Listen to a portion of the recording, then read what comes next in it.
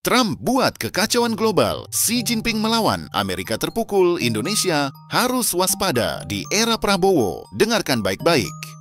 Amerika Serikat memang negara adidaya, tapi bukan berarti setiap langkah politik dan ekonominya selalu masuk akal atau berdampak positif, baik untuk negaranya sendiri maupun dunia. Salah satu contohnya, kebijakan tarif era Donald Trump. Ini bukan sekadar langkah kontroversial, ini adalah blunder besar dalam sejarah perdagangan internasional modern.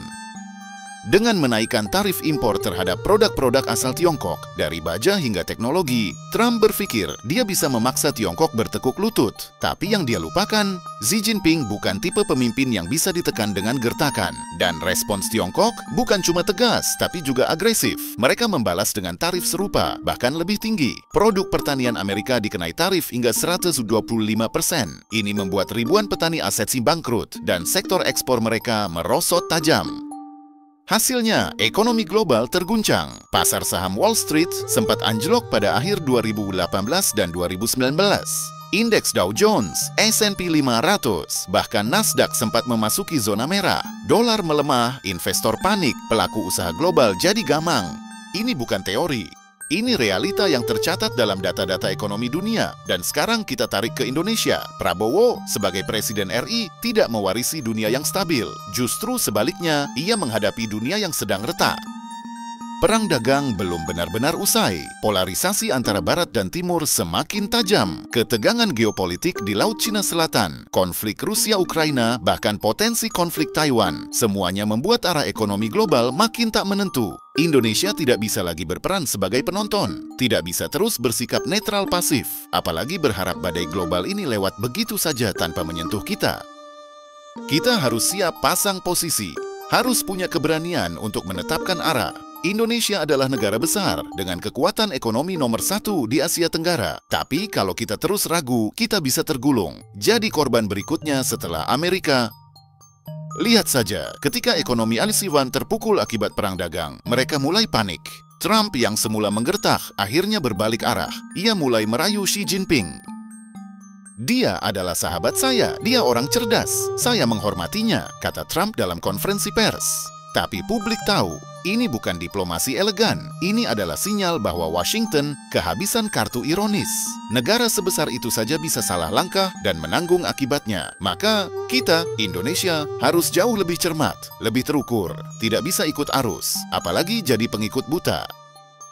Di era Prabowo, kita membutuhkan kebijakan luar negeri yang tegas, ekonomi yang mandiri, dan kedaulatan yang tak bisa digadaikan demi kepentingan asing. Ingat, kesalahan Amerika bukan hanya berdampak ke mereka, tapi ke seluruh dunia. Dan kita harus pastikan Indonesia tidak ikut terperosok ke lubang yang sama. Dunia sedang mengalami pergeseran besar. Dulu, kekuasaan global bersifat unipolar, hanya Amerika yang mendominasi. Tapi sekarang, peta kekuatan berubah. Dunia mulai masuk ke era multipolar. Amerika Serikat tak lagi jadi satu-satunya pusat kendali. Tiongkok semakin kuat, Rusia makin berani unjuk gigi, India bangkit jadi kekuatan ekonomi dan militer baru. Bahkan blok Asia Selatan dan ASEAN kini mulai berani bersuara lantang di forum-forum global. Dan di tengah semua dinamika ini, Indonesia tidak boleh cuma jadi penengah. Tidak cukup lagi hanya jadi komentator atau penonton. Kita harus jadi pemain, kita harus jadi pemimpin, harus punya arah yang jelas. Lihat ASEAN, organisasi ini sudah mulai bergerak aktif. Indonesia, Vietnam, dan Malaysia sedang membangun diskusi serius soal strategi perdagangan kolektif. Bukan hanya untuk ekspansi ekonomi, tapi untuk antisipasi gejolak global yang dipicu Amerika.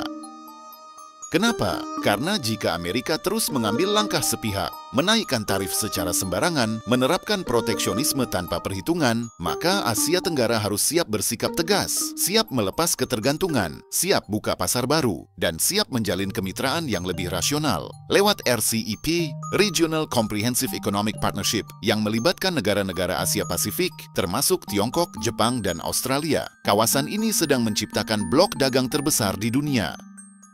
Bahkan BRICS Plus, yang kini sudah mencakup Arab Saudi, UAE, Iran, dan Mesir, telah membuka jalan alternatif untuk menjauh dari dominasi dolar. Indonesia harus melihat ini sebagai peluang emas, tapi semua kembali ke satu hal, kepemimpinan. Prabowo harus berani ambil sikap, harus memilih tim ekonomi dan politik luar negeri yang solid, yang paham strategi, bukan hanya tukang angguk. Orang-orang yang tahu kapan harus bicara keras, kapan harus diam, kapan menekan, dan kapan merangkul. Kita tidak boleh mengulang kesalahan Trump. Trump mengambil keputusan ekonomi bukan berdasarkan kalkulasi matang, tapi lebih pada ego dan pencitraan politik dalam negeri. Hasilnya, dunia gemetar, Amerika sendiri terpukul, petani protes, industri terguncang, inflasi melonjak. Pada akhir 2019, dampak perang dagang sudah membuat pertumbuhan ekonomi IIF melambat ke 2,3%. Angka terendah dalam 3 tahun terakhir masa kepemimpinan Trump. Tiongkok membalas dengan strategi yang jauh lebih terukur. Mereka mengenakan tarif balasan pada sektor yang sensitif, pertanian, energi, dan manufaktur.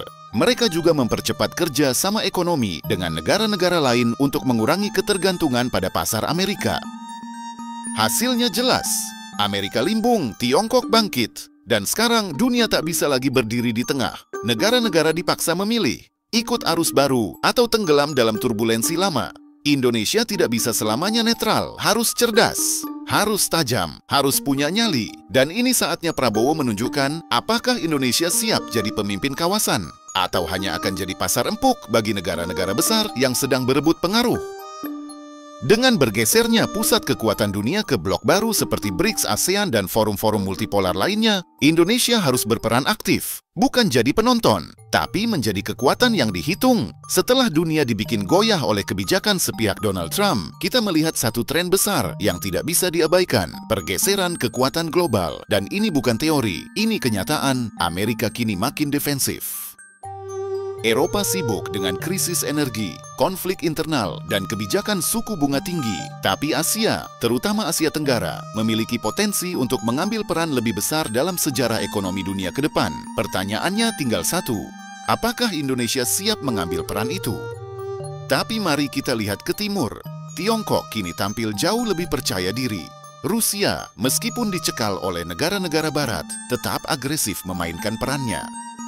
Dan yang paling menarik, negara-negara berkembang termasuk Indonesia mulai sadar satu hal penting. Kita tidak harus terus-menerus tunduk. Masuklah ke panggung BRICS, blok ekonomi yang awalnya hanya dianggap simbolik, berisi Brazil, Rusia, India, China, dan Afrika Selatan. Tapi hari ini, BRICS bukan lagi sekadar forum retoris. Mereka mulai konkret. Mereka sedang membangun platform keuangan alternatif, termasuk wacana penggunaan mata uang bersama untuk transaksi antar anggota.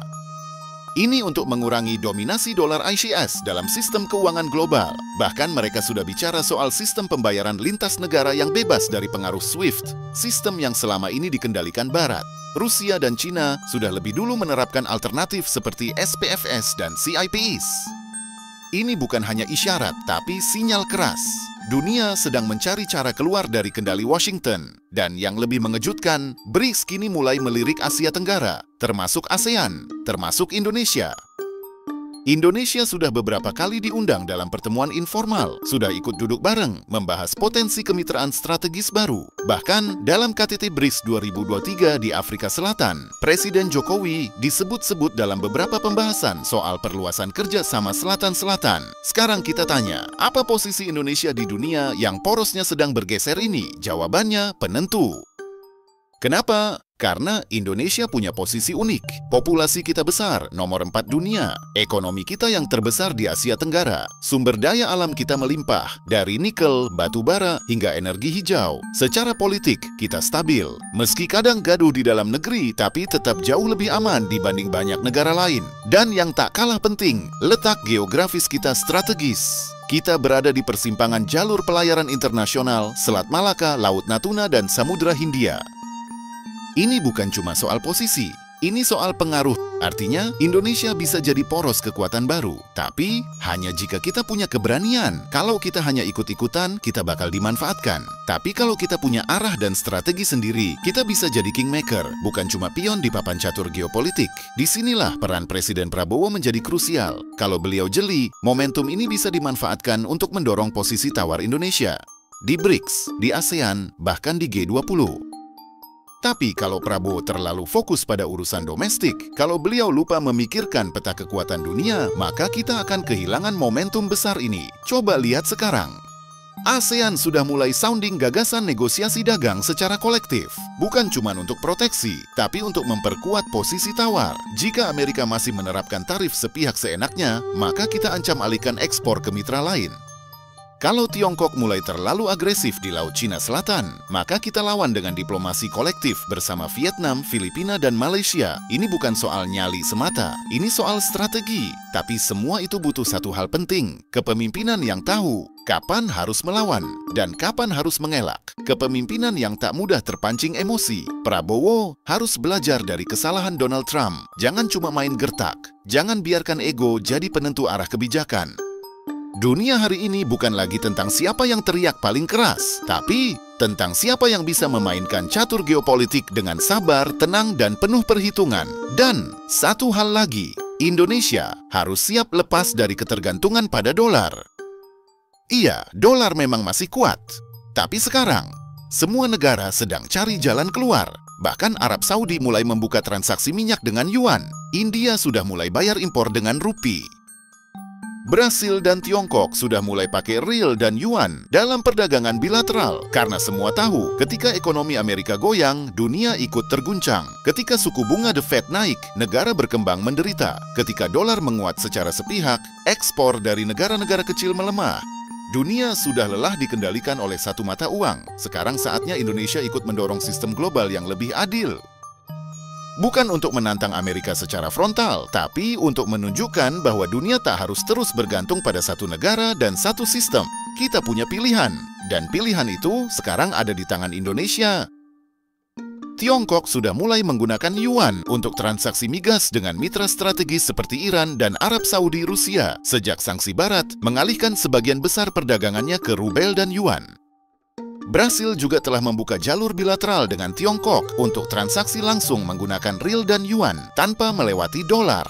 Ini bukan lagi sekadar wacana, ini adalah realita baru sistem keuangan global dan Indonesia harus segera ikut bermain di medan itu. Kita harus membangun sistem pembayaran lintas negara yang tidak lagi bergantung pada dolar Amerika.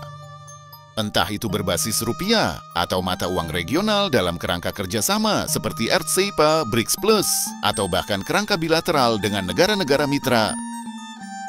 Perkuat peran Bank Indonesia lewat diplomasi moneter, dorong integrasi sistem keuangan dengan negara-negara selatan secara lebih konkret. Dan yang paling penting, siapkan BUMN-BUMN kita untuk bisa ekspansi ke luar negeri tanpa harus menunggu restu sistem dolar. Karena selama kita terus bergantung, maka kita terus dikendalikan. Kita seperti sedang bermain di papan catur orang lain dengan aturan yang bukan kita buat sendiri. Amerika sudah menunjukkan kelemahannya. Suku bunga The Fed yang naik turun seenaknya menimbulkan gelombang krisis keuangan di negara-negara berkembang. Sanksi ekonomi yang dijatuhkan sepihak menjadi alat politik luar negeri. Dolar Amerika yang dulu simbol stabilitas kini jadi alat dominasi. Sebaliknya, Tiongkok justru menunjukkan tariknya. Perlahan tapi konsisten, lewat jalur perdagangan, lewat kredit infrastruktur, lewat pengaruh mata uang, dunia sedang menyusun ulang peta kekuatan global. Ini bukan sekadar perubahan aliansi, tapi perubahan sistem. Dan Indonesia jangan sampai cuma jadi catatan kaki dalam sejarah besar yang sedang ditulis ulang. Prabowo harus sadar, beliau bukan cuma Presiden Republik Indonesia. Di mata dunia, sekarang beliau adalah penentu stabilitas Asia Tenggara, penentu arah ASEAN ke depan, dan secara geopolitik bisa menjadi salah satu figur penting di dalam kelompok Global South. Kalau Prabowo hanya memilih jadi juru damai, netral, diam, atau cari aman, maka Indonesia akan dilupakan. Tapi kalau dia memilih jadi penggerak, Indonesia akan diingat, bukan hanya sebagai negara penonton, tapi sebagai pemain. Saat negara-negara BRICS mulai menyusun jalur-jalur ekonomi baru di luar dominasi dolar, itu bukan mimpi kosong. Itu sinyal bahwa dunia sudah lelah dengan sistem global yang timpang. Sistem di mana Amerika bisa mencetak uang tanpa batas, memicu inflasi global, lalu menyalahkan negara lain. Sistem di mana satu negara bisa bertindak sebagai hakim, polisi, dan wasit sekaligus. BRICS yang kini sedang dalam proses ekspansi ke BRICS Plus tidak lagi hanya berbicara soal diplomasi. Mereka sudah eksekusi. Transaksi lintas negara mulai dilakukan dengan mata uang nasional. Rusia dan Tiongkok menggunakan yuan dan rubel. India dan UEA sudah setuju melakukan transaksi dengan rupiah Brasil. Bahkan sudah bicara soal penggunaan riel dalam ekspor-impor utama. Dan di antara mereka, sudah muncul pembahasan serius tentang kemungkinan membuat mata uang bersama. Ini bukan teori, ini proses nyata. Nah, sekarang pertanyaannya, di mana posisi Indonesia? Jawabannya sederhana, kita harus segera masuk dan mengambil peran. Kenapa? Karena kita punya kekuatan yang sering dilupakan. Pasar domestik yang besar, lebih dari 2,5 juta jiwa. Cadangan bahan baku kritikal, nikel, bauksit, tembaga, batu bara. Dan posisi geografis strategis di jalur logistik dunia menghubungkan Samudra Hindia dan Pasifik. Kita bukan negara kecil, tapi kita terlalu lama bersikap seperti negara kecil. Dan inilah momen bagi Prabowo untuk mengubah itu. Mulai dari kebijakan moneter, mulai dari diplomasi perdagangan, mulai dari penataan ulang sistem transaksi lintas negara. Indonesia harus membangun konektivitas finansial regional dengan negara-negara BRICS dan mitra selatan lainnya. Kita dorong penggunaan rupiah dalam ekspor-impor bilateral. Kita dorong settlement lintas negara tanpa dolar. Bahkan kalau perlu, kita siapkan perjanjian barter modern untuk komoditas strategis. Jangan tunggu negara lain pakai rupiah. Kita yang harus ajak mereka untuk bikin sistem baru. Sistem yang adil, setara, dan bebas dari dominasi. Karena kalau kita tidak berani mulai sekarang, maka kita akan selamanya berada di bawah bayang-bayang negara adidaya yang tak pernah benar-benar peduli pada stabilitas dunia. Sudah saatnya Indonesia hentikan ketergantungan penuh pada dolar dalam transaksi impor selama semua pembayaran luar negeri kita masih pakai dolar. Maka kita sesungguhnya masih dijajah, bukan secara fisik, tapi secara sistemik. Penjajahan modern melalui dominasi moneter. Bank Indonesia harus mulai bangun sistem pembayaran lintas batas, cross-border payment, yang bebas dari dominasi jaringan SWIFT. Kita bisa menjalin kerja sama dengan sistem SIIPS milik Tiongkok, yang kini sudah digunakan lebih dari 100 negara untuk transaksi non-dolar atau, lebih strategis lagi, Indonesia bisa jadi inisiator pembentukan sistem pembayaran kolektif bersama ASEAN dan BRICS. Infrastruktur keuangan global baru harus dibangun, dan Indonesia harus ikut desainnya.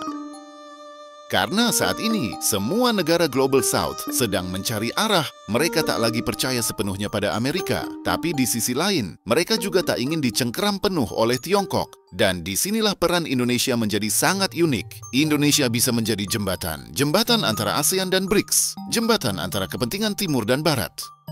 Jembatan antara dunia lama yang dikendalikan dolar dan dunia baru yang sedang dibangun dengan mata uang lokal emas dan kerja sama multilateral. Tapi semua itu hanya mungkin kalau ada visi besar, butuh keberanian, dan Presiden Prabowo harus memimpin jalan ini. Dia tidak bisa hanya fokus pada isu stabilitas domestik, karena hari ini geopolitik menentukan arah ekonomi. Dan ekonomi global akan sangat menentukan stabilitas politik dalam negeri. Kalau kita tidak ikut menyusun ulang aturan main dunia, maka kita akan terus jadi korban dari aturan yang dibuat oleh negara lain. Contohnya, lihat apa yang terjadi tahun 2024 ini. Amerika Serikat mencetak triliunan dolar untuk membiayai perang, stimulus dalam negeri, dan subsidi besar-besaran. Tapi dampak inflasinya yang memicu kenaikan harga energi, pangan, dan bunga pinjaman global ditanggung oleh negara-negara berkembang. Dolar menguat, tapi negara berkembang melemah. Kita yang rugi, makanya ini harus dibalik. Indonesia harus mempercepat proses dedolarisasi secara sistematis dan bertahap, mulai dari memperluas kerja sama dagang bilateral dengan Tiongkok, India, Uni Emirat Arab, dan Rusia. Dorong BUMN-BUMN kita yang ekspor-impor agar menggunakan skema LCS, Local Currency Settlement, dalam transaksi bangun cadangan devisa yang lebih sehat.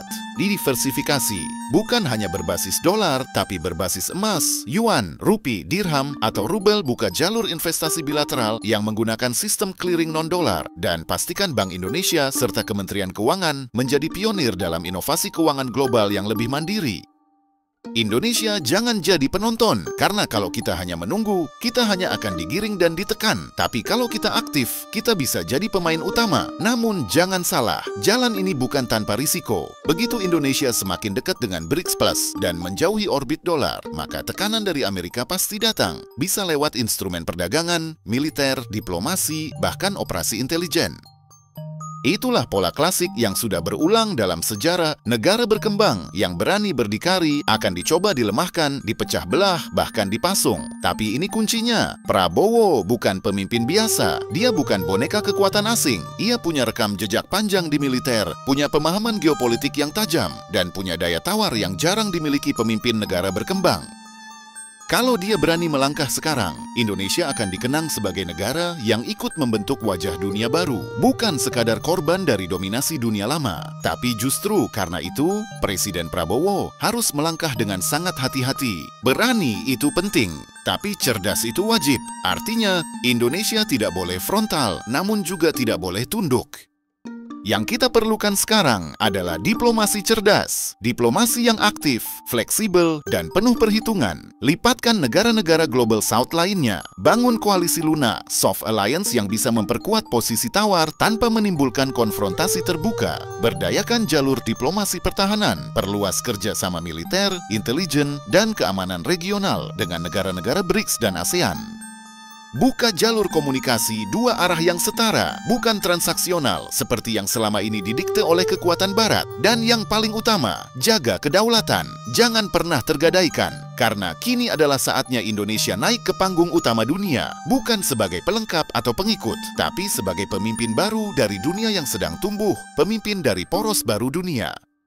Sekarang kita tidak lagi bicara tentang teori atau wacana, kita bicara soal langkah konkret. Karena satu hal yang pasti, masuknya Indonesia ke orbit BRICS Plus bukan semata soal perdagangan. Ini adalah soal posisi geopolitik. Ini adalah bagian dari ideologi global baru. Ideologi yang tidak lagi tunduk pada satu kekuatan dominan, karena dunia sedang bergerak ke arah multipolaritas. Artinya, tidak ada lagi satu negara yang bisa mengatur dunia semaunya. Apakah Amerika panik? Tentu. Apakah Eropa gelisah? Sudah pasti. Tapi buat Indonesia, ini bukan ancaman. Ini peluang emas. Sekarang kita jawab pertanyaan penting. Apa dampak nyata bagi Indonesia bila bergabung ke BRICS Plus?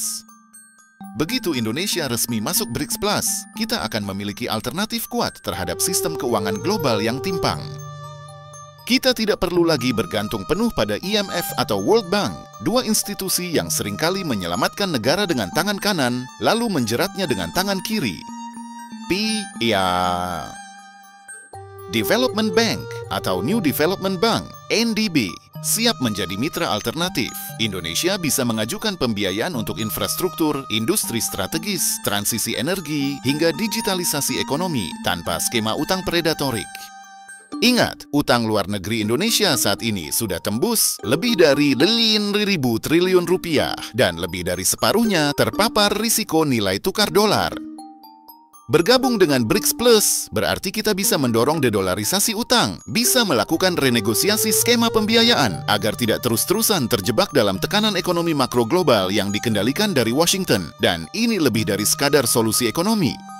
Ini adalah langkah besar menuju kemerdekaan finansial, sebuah jalan untuk membebaskan ekonomi Indonesia dari kendali hegemoni dolar. Bergabung dengan BRICS Plus juga membuka akses ke pasar non-barang terbesar di dunia. Bukan hanya China dan India, tapi juga Brasil, Afrika Selatan, Argentina, Iran, Mesir, Uni Emirat Arab, dan negara-negara Global South lainnya yang telah menyatakan minat atau telah resmi bergabung ke BRICS Plus.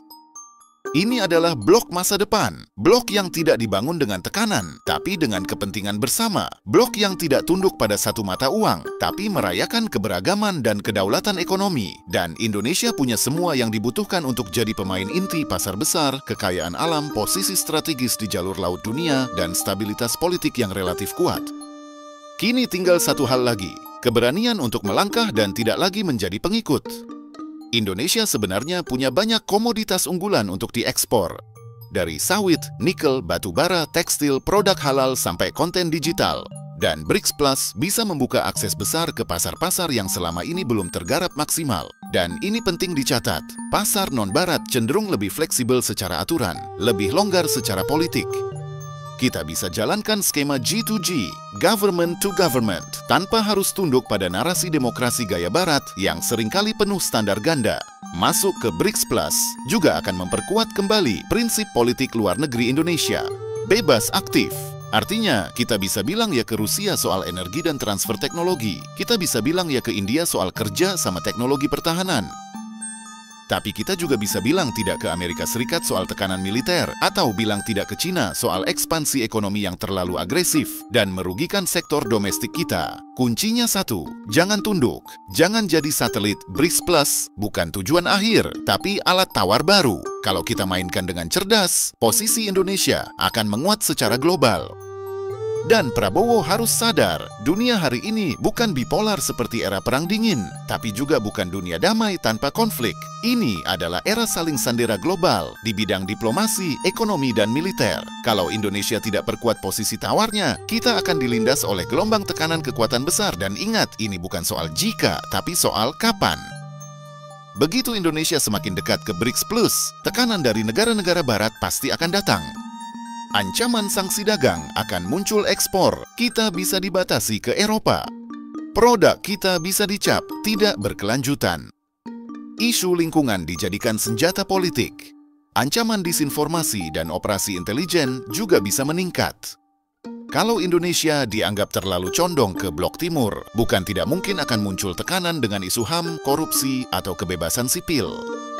Isu-isu yang kadang memang valid, tapi sering digunakan sebagai alat tekanan geopolitik untuk delegitimasi pemerintahan yang tak sejalan. Ancaman intervensi digital juga sangat nyata, karena infrastruktur kita, dari sistem pembayaran, jaringan internet, bahkan e-commerce, masih sangat tergantung pada teknologi barat.